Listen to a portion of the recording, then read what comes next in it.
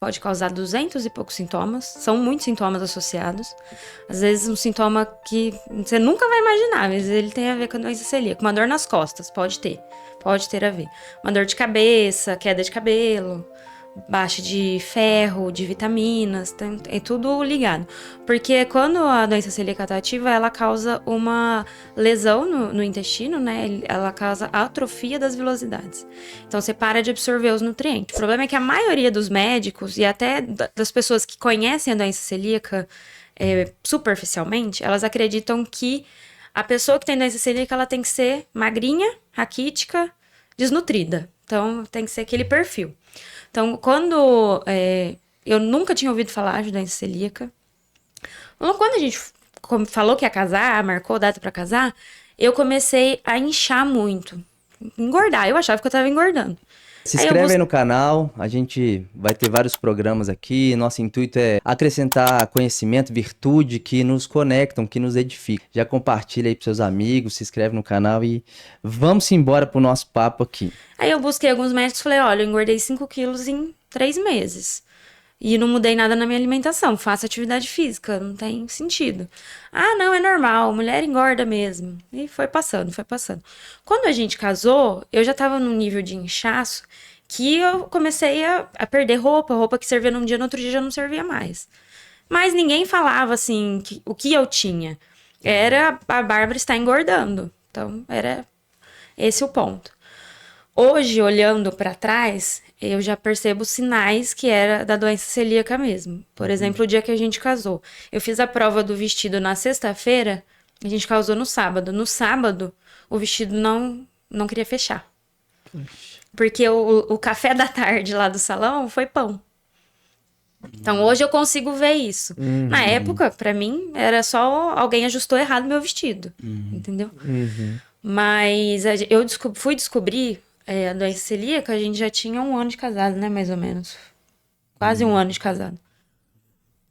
Então, desde que a gente casou, eu tinha sintomas de distensão abdominal, inchaço, diarreia, constipação. Ia alternando os sintomas. E sempre passei mal do estômago, pra qualquer coisa. Tudo que eu comi. Eu entrei num grupo que chama Viver Sem Glúten, no Facebook. E aí eu relatei a minha história ali no grupo e falei pra elas, eu acho que eu tenho doença celíaca, mas ninguém consegue diagnosticar. E ali as pessoas começaram a me ajudar. Olha, você estava comendo glúten quando você fez o exame? Aí eu, não. Então, vai dar falso negativo, porque os anticorpos eram. Aí eu comecei a investigar, assim, de uma outra forma. Conheci algumas pessoas que me orientaram super. E conheci um médico que chama Dr. Fernando Valério. Que, inclusive, é um médico, assim, que eu amo de paixão. Porque eu falo que ele salvou minha vida. Ele, com os posts dele, assim, eu fui lendo, entendendo. Eu participava das lives dele, mandava pergunta, ele respondia. E aí eu falei... Ele é Ribeirão, não? Não, ele é de São Paulo. Ah. Aí eu falei, me diagnostiquei. É isso que eu tenho. Já sei que é isso que eu tenho. Aí foi chegando mais pro final do ano, eu consegui um médico, pelo convênio na época, que tinha uma ideia do que era doença celíaca. Aí eu fui nele, conversei, expliquei. Falei, ó, já faz quase 1 ano que eu não como glúten. Então, eu sei que vai ser difícil, mas eu preciso saber se eu tenho. Aí ele falou, olha, você tem que fazer um desafio do glúten. Você tem que comer glúten por 2 meses. Seguidos, todos os dias, pelo menos uma fatia de pão. Pra aí a gente fazer o exame e ter certeza que... Se é mesmo. Se é mesmo. Aí eu comecei esse desafio. Que desafio. Parecia que eu tava me matando todos os dias. Então, assim, ele falou... E tava mesmo. Tá. Ele falou, aproveita, come o que você tem vontade, porque se for você vai ter que parar, então aproveita, come pastel, come lanche, come coisa gostosa, vai passar mal com coisa gostosa, mas nem isso eu queria mais. Então eu ia no shopping, por exemplo, eu lembro até um dia que a gente foi depois da igreja, com a Karina, Saulo, seu irmão, a Carol, fui comer parmegiana, eu falei, vou comer um parmegiana. Aí eu comi chorando depois, porque eu passei tão mal que não compensava o que eu tava comendo. Com 15 dias eu liguei pro médico, falei, não dou conta, vou parar aqui. Não consigo, então eu não vou ter o diagnóstico, eu desisto. Aí ele falou, não, se você não tá dando conta, faz então o exame com esses 15 dias e vamos ver se altera alguma coisa. Não alterou. Aí a gente ia viajar. Aí eu falei pro Rafael, vamos fazer o seguinte, eu vou parar de comer glúten e nessa viagem eu vou comer as coisas contaminadas com glúten, porque eu não sei como viajar ainda assim. E a hora que voltar, eu vou excluir. E vou seguir a vida assim, porque eu não aguento mais passar mal. Aí a gente viajou, logo depois que a gente voltou, teve a pandemia. E eu percebi que na pandemia eu melhorei demais, porque eu não saía de casa mais. E aí a gente fazia coisas sem glúten. Aí na pandemia o Dr. Fernando fez uma live que eu contei assim, resumidamente, sobre mim. E falei, não consegui fazer o desafio, eu passei muito mal, achei que ia morrer, não sei o quê. E aí a pessoa que tava fazendo a live me respondeu assim, você só tá esperando o certificado, você já sabe o que você é. E aquilo eu entendi que foi uma resposta de Deus, porque eu tava esperando uma resposta. Aí eu falei, não, é isso então. Então, pronto, sou celíaca. Vou adotar essa vida. Aí, tirei do que tinha lá na cozinha de glúten. Um dia, ainda assim, eu fazia coisa pro Rafael com glúten. Então, eu fui fazer um macarrão pra mim sem glúten e um macarrão com glúten pra ele na panela, uma do lado da outra. E aquele vapor que subiu do macarrão dele, eu tive que deitar. Eu quase desmaiei. De tontura, de dor de cabeça. E era engraçado que me dava uma confusão na cabeça que eu enrolava a língua pra falar. Por isso que eu tava tendo um AVC. Mas era tudo do glúten. Aí naquele dia a gente falou, não, a gente entendeu que realmente o negócio é sério. Sim. A gente não vai poder mais ter glúten aqui em casa. Aí a gente tirou, assim, não comprava mais nada de glúten. O Rafael comprava amendoim. E a cerveja dele, que às vezes, uma vez por semana ele gostava de experimentar uma daquelas diferentes.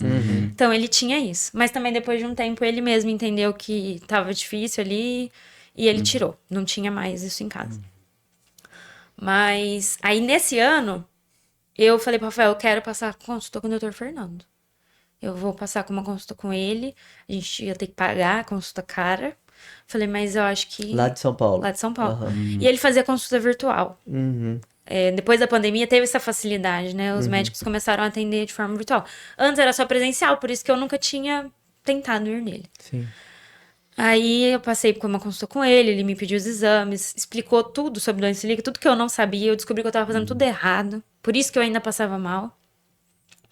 E aí nesse meio eu eu precisei passar por um imunologista, porque no carnaval, antes da pandemia começar, ali em março, eu tive 4 infecções de urina, uma atrás da outra. E uma delas, a infecção chegou a quase passar pro sangue. Tava numa situação bem complicada. E aí eles falaram, vai no imunologista porque é alguma coisa da sua imunidade. Já era tudo da doença celíaca, porque ela é uma doença sistêmica. Ela afeta o corpo inteiro. Então, já era ela que tava ali dando sinais de que o negócio tava ficando feio. E aí eu fui nessa imunologista, ela falou pra mim, Bárbara, você tem uma deficiência de gerar anticorpos. Então, por exemplo, a vacina da hepatite, eu tomei, mas eu não tenho anticorpos. É como se eu não tivesse tomado. Então, você tem essa deficiência de... E isso é da doença celíaca também? Não, isso é outra coisa. Outra coisa. Chama imunodeficiência primária. Você nasce com essa deficiência. E por isso que eu ficava tão doente quando eu era criança. Então, tinha doença celíaca e tinha essa deficiência. E aí, quando eu fui nessa imunologista, ela descobriu isso. São 2 negocinhos no sangue. Eu nunca lembro se é o IgM ou IgG ou IgA, IgM. É alguma coisa assim. Eu tenho deficiência em 2. Então, os exames de doença celíaca são medidos por esses 2. Eu nunca vou positivar o exame de sangue. Porque eu tinha deficiência das 2 coisas. Eu não gerava anticorpos. Então, não ia aparecer no exame de sangue nunca. Eu precisava mesmo... Porque além de você ter a doença celíaca, você não consegue produzir anticorpos contra ela. Apesar que ela é autoimune. Sim, mas no exame de sangue, ele não aponta. A sensibilidade do exame de sangue não consegue apurar isso. Aí, o Dr. Fernando me explicou. Falou, o fator, assim, ouro para diagnóstico é a biópsia do odeno. É feita por endoscopia, é a primeira parcela do intestino, tem que tirar, não lembro se eram 7 porções para poder tentar descobrir se tem doença celíaca ali. E em Ribeirão, a maioria dos lugares não sabe fazer essa biópsia, eles fazem essa biópsia errada. Então eles não tiram a quantidade de porções certas que tem que tirar. É todo um rolê aí para conseguir fazer o exame. Então ele escreveu uma carta para eu levar no laboratório de como eles teriam que fazer essa biópsia. E aí foi quando eu consegui o diagnóstico. No laudo não veio escrito nada. Mas o Dr. Fernando analisou as imagens e tal e explicou pra gente. Falou, não, você realmente você é celíaca. E aí, o que ajudou no diagnóstico foi um exame genético. Não é usado para fazer diagnóstico o exame genético. Mas, no meu caso, como era um caso diferente, ele pediu. E eu tenho o gene da doença celíaca. Então, ele falou, você não é sensível só. Você tem o gene e o seu intestino realmente tem ali as características da doença celíaca. Então, fechou o diagnóstico ali. Então, eu comecei a procurar o diagnóstico em 2018. Eu fui fechar o diagnóstico em novembro de 2019. Então, assim, mais de 1 ano e meio depois. Fiquei aí um tempão sofrendo sem saber o que era realmente. E eu só fui descobrir porque pessoas me ajudaram, porque eu pesquisei, porque se eu fosse dependendo dos médicos, talvez até hoje eu não ia saber o que eu tinha.